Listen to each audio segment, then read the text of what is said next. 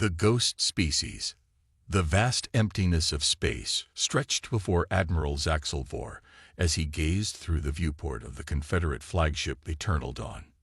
His four eyes, characteristic of the Thraxi species, blinked in sequence as he studied the distant stars. The border patrol had been uneventful for weeks, exactly as he preferred it. The Galactic Confederation had enjoyed nearly 3 centuries of relative peace since the Great Unification, with only minor skirmishes among the 27 member species. "Admiral, incoming transmission from Central Command," announced Lieutenant Mira, her translucent skin shimmering under the bridge lights. The Aquarian officer's gills fluttered nervously, which immediately put Vor on alert. "Put it through," he ordered, straightening his uniform. The holographic display flickered to life, revealing High Chancellor Oris, the elected leader of the Confederation. The ancient Vexary's crystalline features were set in a grim expression. "Admiral Vor, our deep space monitoring stations have detected an anomalous signal originating from the unclaimed territories. The signal pattern matches nothing in our database." The Chancellor paused. "The energy signature, however, bears similarities to theoretical models of old Earth technology." Vor's mandibles clicked in surprise. "Earth technology? Surely that's impossible, Chancellor. Humans have been extinct for over 500 cycles." "Nevertheless, I want the Eternal Dawn to investigate. Take a diplomatic contingent with you. If, by some miracle, this is indeed of human origin, we must proceed with caution."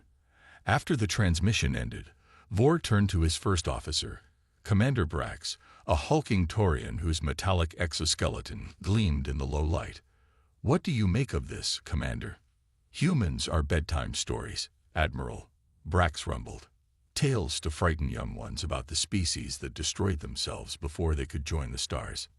Nothing more." "And yet," Vor mused, "every species in the Confederation has legends about them. The missing link. The ghost species."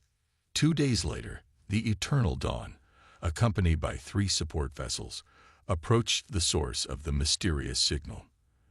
They had entered the unclaimed territories, a vast region of space that served as a buffer between the Confederation and the unknown reaches beyond. "Admiral," the sensor officer called out, "we're detecting multiple objects ahead." "Large vessels, sir." "On screen," Vor ordered. The main view screen activated, revealing a sight that sent a ripple of shock through the bridge crew. Dozens of massive ships hung in the void before them, their designs unlike anything in known space. Sleek, predatory, with clean lines that somehow managed to be both elegant and intimidating. "By the first light," whispered Lieutenant Mira, "those aren't Confederate designs." "Nor are they from the fringe worlds," added Commander Brax. "These are unknown."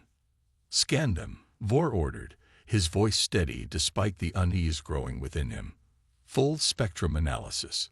The science officer, a Viridian named Tello, worked the controls with his 6-fingered hands. "Energy readings are off the charts, Admiral.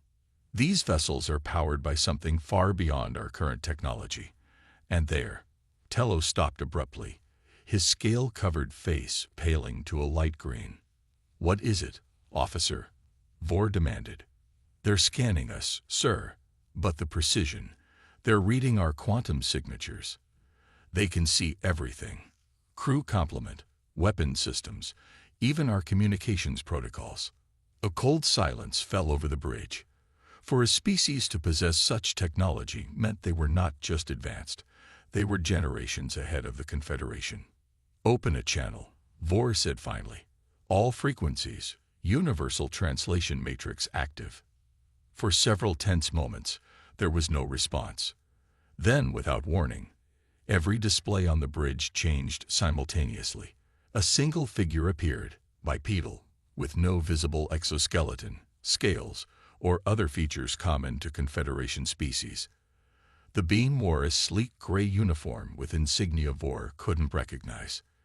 "This is Captain Elena Reyes of the Earth Alliance vessel Horizon.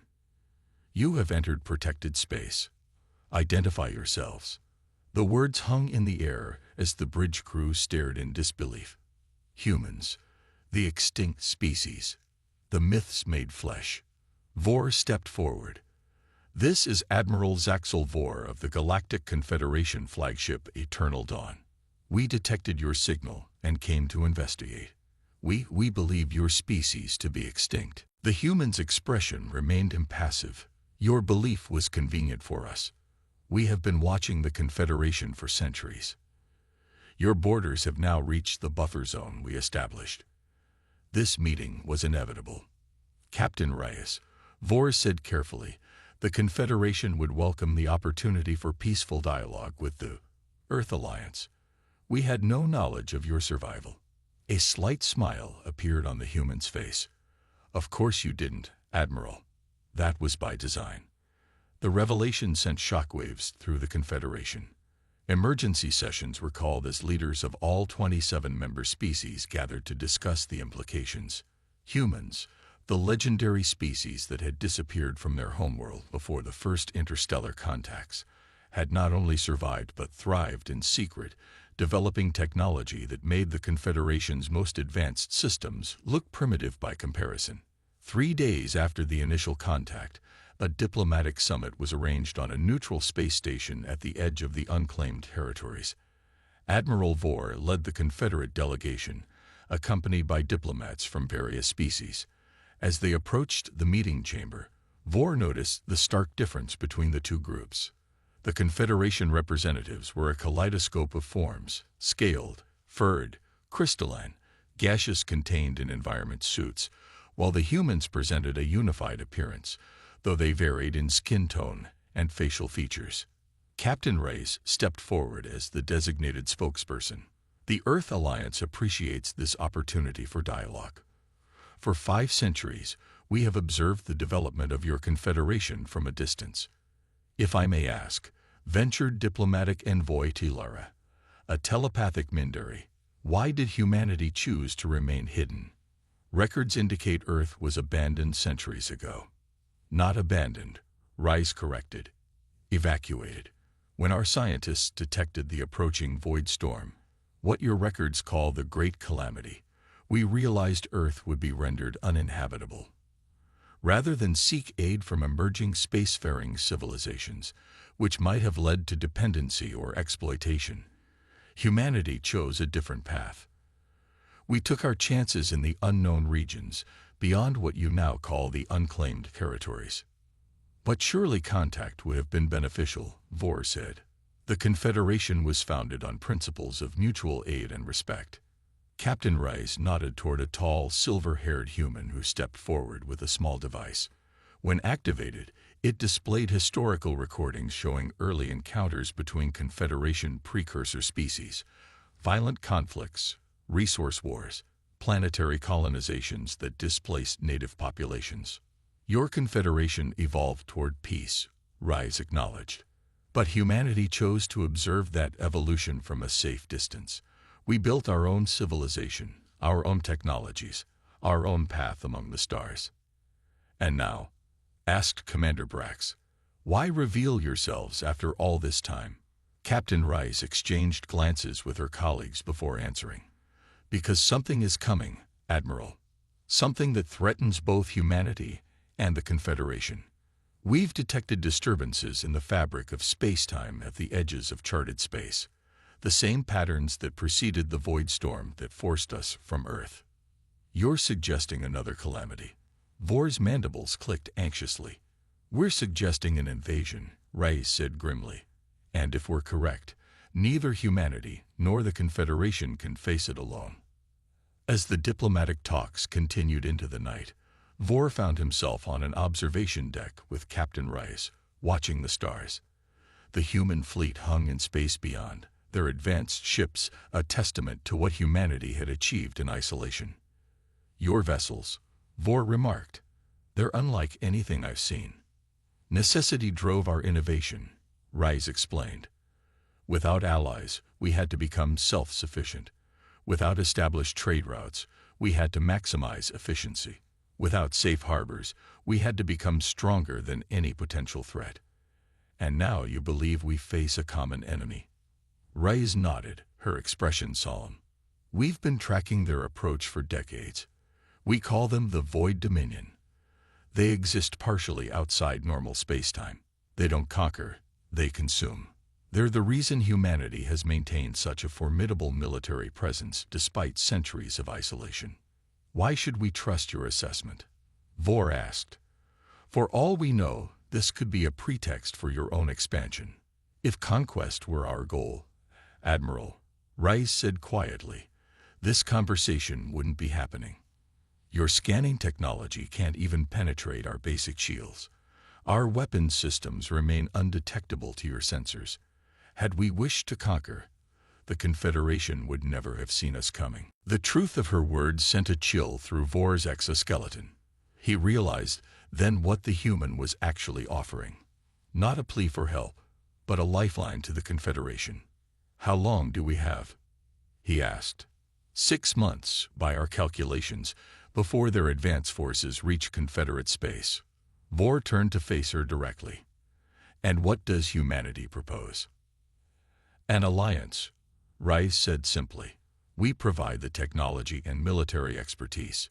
You provide the numbers and resource networks. Together, we might stand a chance." As the human fleet escorted the Confederate ships back to their territory, Admiral Vor watched from his viewport, contemplating the strange twist of fate. Humans, the species of legend, the ghost species that had vanished into myth, had returned at the moment of greatest need. Whether they would prove to be saviors or simply fellow victims of the approaching storm remained to be seen. What was certain was that the galaxy would never be the same again. The forgotten promise. The ancient halls of the Confederation Council chamber had never been so crowded. Representatives from all 27 member species filled the tiered seating, their murmurs creating a cacophony of languages and sounds. At the center of the chamber stood Admiral Vor, alongside Captain Elena Reyes and her human delegation. High Chancellor Oris called for order, his crystalline voice resonating through the chamber. "This emergency session will now commence. We gather to address the revelation of humanity's existence and the threat they claim approaches our borders." "Claim?"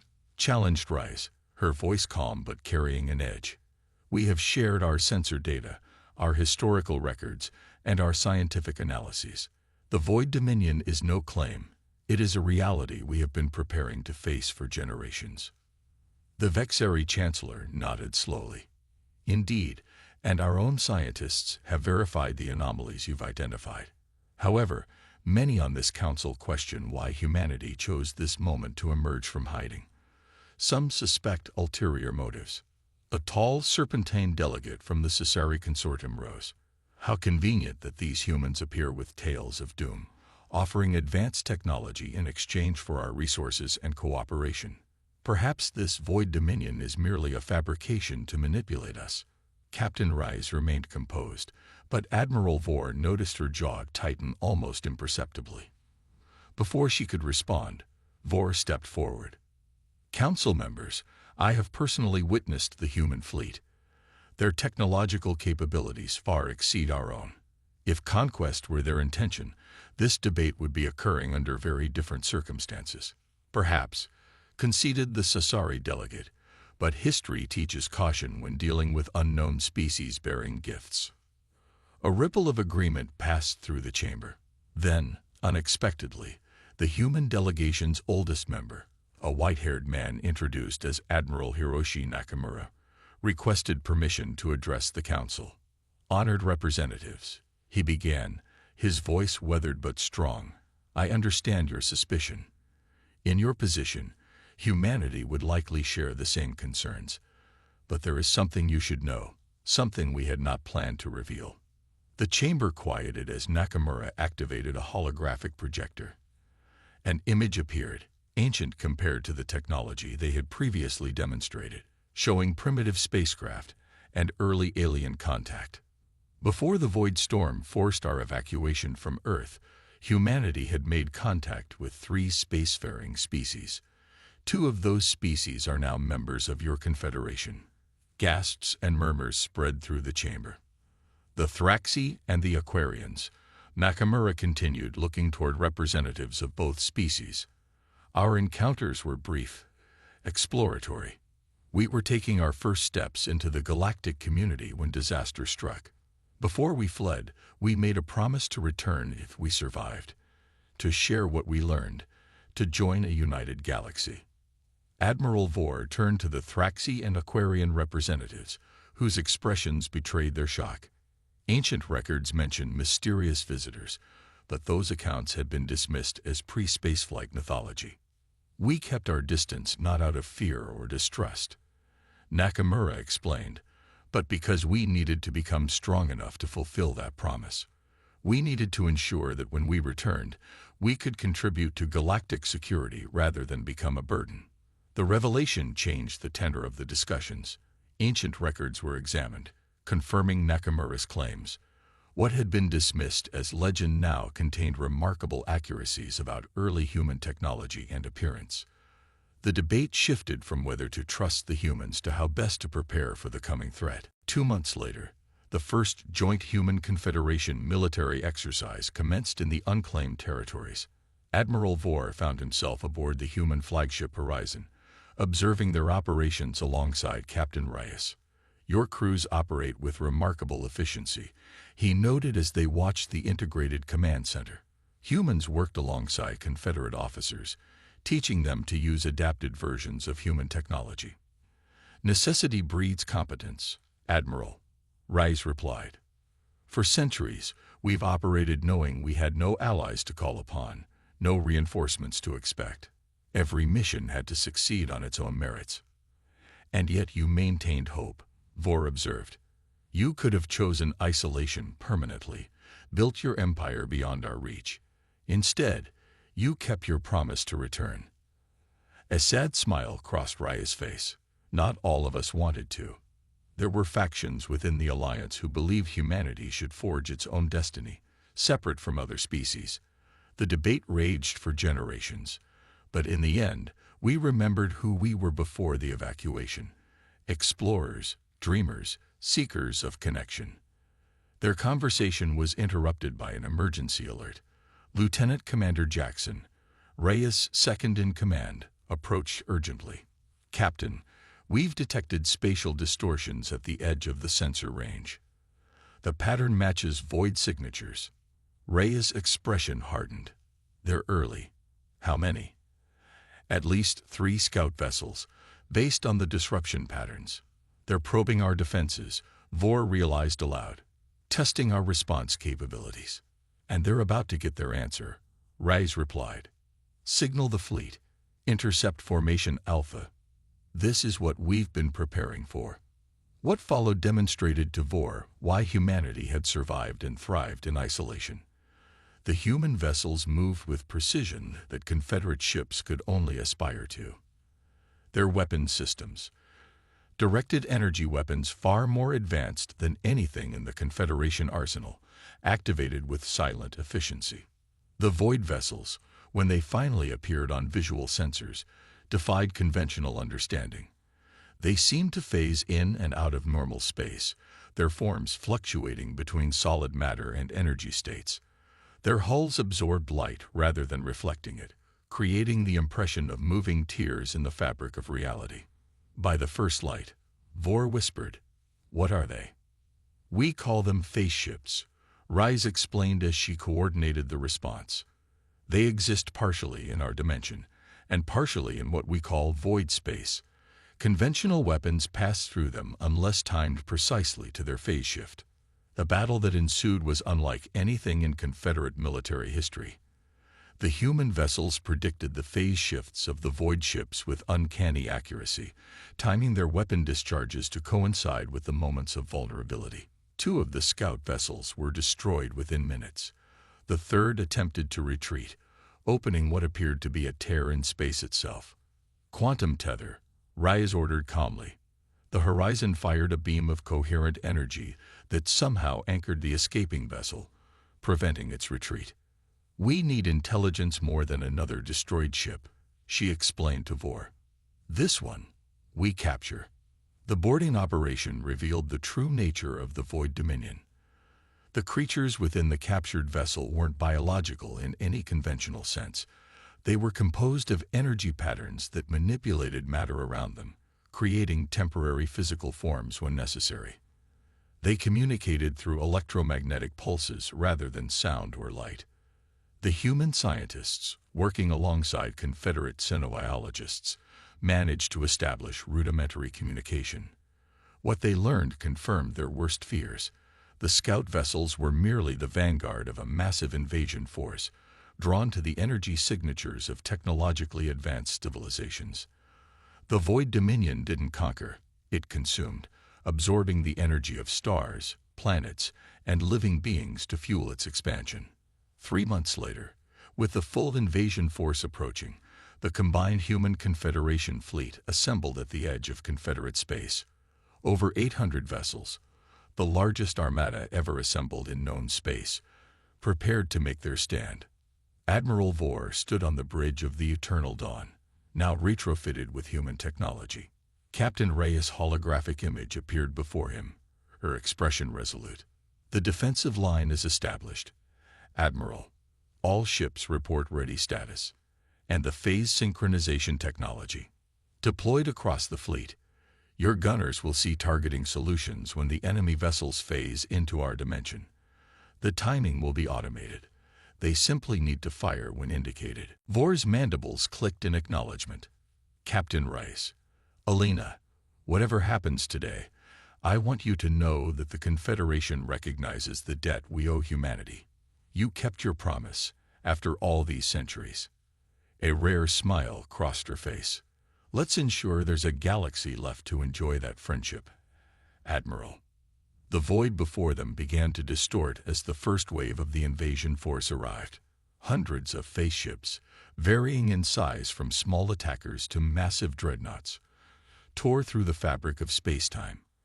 Behind them loomed something even larger, a construct the size of a small moon, pulsing with energies that defied analysis. All ships, Vore commanded, battle formation. Remember your training. Trust the targeting systems. Hold the line. The battle that followed would be remembered for generations as the Void War, a desperate struggle against an enemy that defied conventional understanding. The human-designed weapons proved effective, but the sheer number of enemy vessels threatened to overwhelm the defenders. The turning point came when a squadron of human ships, led by the Horizon itself, executed a maneuver that Confederate tacticians had deemed impossible. They synchronized their drive systems to create a concentrated gravitational wave that disrupted the phase-shifting abilities of the Void vessels, forcing them to remain fully materialized in normal space. All ships, Rise transmitted across the fleet, target the enemy command vessel. Full weapons discharge on my mark. The combined firepower of nearly 800 ships concentrated on a single point. The resulting explosion created a cascade effect, disrupting the phase coherence of the remaining Void ships. Without their anchor to normal space, the surviving vessels began to destabilize, their forms flickering wildly before collapsing in on themselves.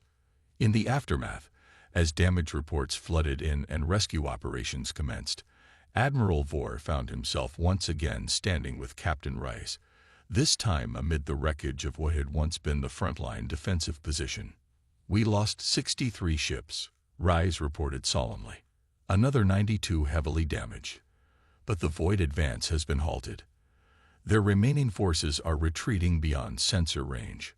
Will they return? Vore asked. Eventually, Rise admitted, but not soon.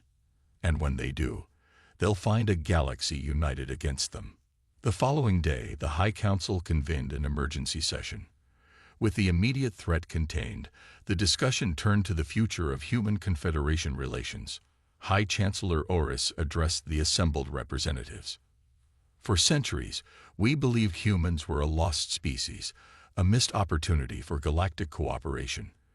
We built the Confederation without them, never knowing they watched from afar, building their strength, honoring an ancient promise to return.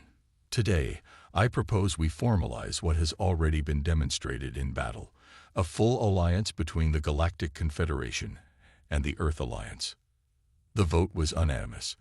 After 500 years of separation, humanity would finally take its place in the galactic community, not as supplicants or refugees, but as equals, perhaps even as saviors. As the formal ceremonies concluded, Admiral Vor approached Captain Reyes. "Your species was never forgotten, you know. In our histories, humans were always the missing piece, the ghost species that might have changed everything. Now we know you were there all along, waiting for the right moment." "Not waiting, Admiral," Reyes corrected him. "Preparing. There's a difference." Together, they looked out at the combined fleet, human and Confederation vessels, side by side, the beginning of a new era for both civilizations. The stars no longer seemed cold and distant, but full of promise and possibility. The ghost species had returned, and the galaxy would never be the same again. Retroclaude can make mistakes. Please double-check responses.